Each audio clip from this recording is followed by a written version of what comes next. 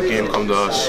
So are there like some Duke Carolina games you remember watching as a kid, or any players in that rivalry you really liked? I really like Vince Carter, so I used to watch them. When J.J. Redick was playing,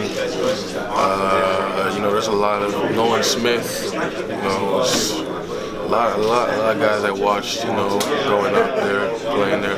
What are your thoughts now on Grayson Allen and the challenge of keeping him? Grayson Allen is, a tremendous player. He can shoot it from anywhere. He takes to the hole. He's athletic.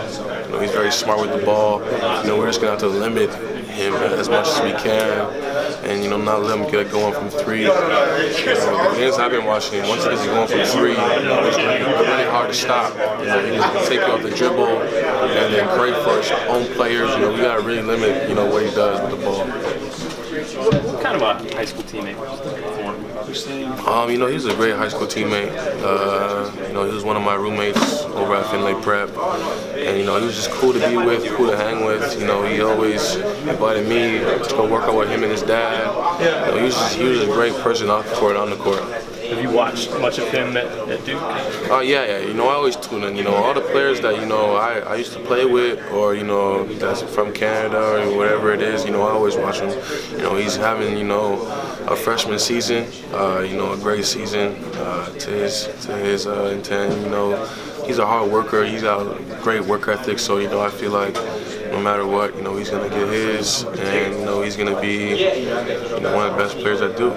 You said that you didn't get quite the minutes you deserved when you were at Finley, just because you had all those guys ahead of you. Is that sort of a fact of life at a program like that? Yeah. Finlay brings in, the best players all the time.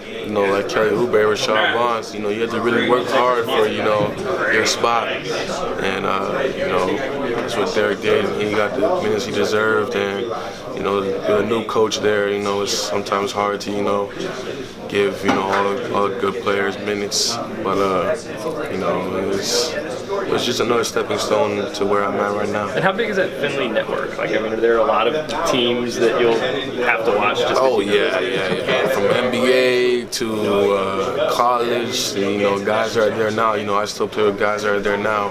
It's a big network, and they bring in guys that are the best, at high school then, and then guys that are in the NBA right now. It's just a big whole family over here. Yeah, I wanted to ask you about your personal growth since you didn't really get a whole lot of minutes at Finley, and it seems like you really blew up that one summer when you were playing for Team Canada. Mm-hmm.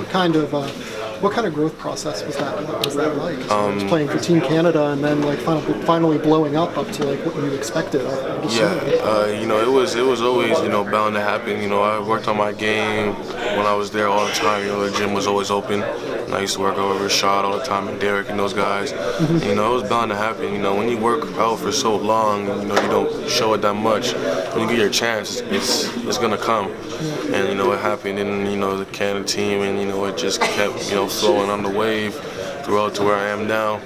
And Finlay Prep was just another learning stone for me. It was a time of growing up and being a man.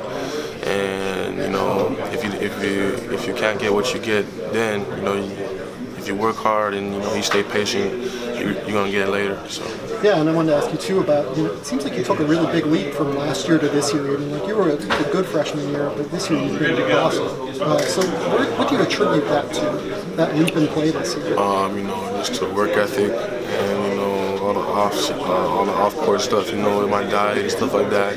That really contributed to me playing well and me withstanding being successful throughout the whole season. And just working out with all these guys and and getting in the morning and at night. It was just me thinking of the future and trying to get better every day, and it's playing out today and it's playing out now and for games to come. So that just shows that if you work hard and work hard diligently, you can succeed in anywhere. Sure. Is there something specifically that you really wanted to work on whenever you got to the offseason, like a specific part of your game? Shooting and shooting the mid-range. Mid-range is a lost art, and a lot of guys cannot guard it. My freshman year, I really attacked the ball. I really attacked the rim hard. So now, by having a pull-up game and having a mid-range game, be closer to the rim, it'll be easier for me to score.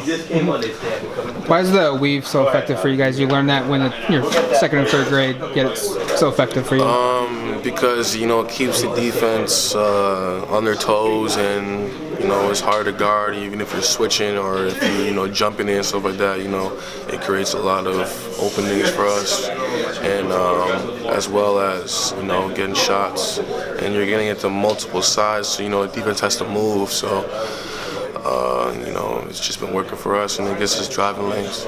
Is that the go-to thing when your offense is in a funk for you? Not you personally, but as a team. As a team, it is a go-to, but we got a lot of go-tos for different players. So it keeps the defense on their toes, and they gotta play defense, in the weave or in any of our sets, because we got guys who can attack and attack from any standpoint in our offense. Cool. Thanks, Dillon. No problem.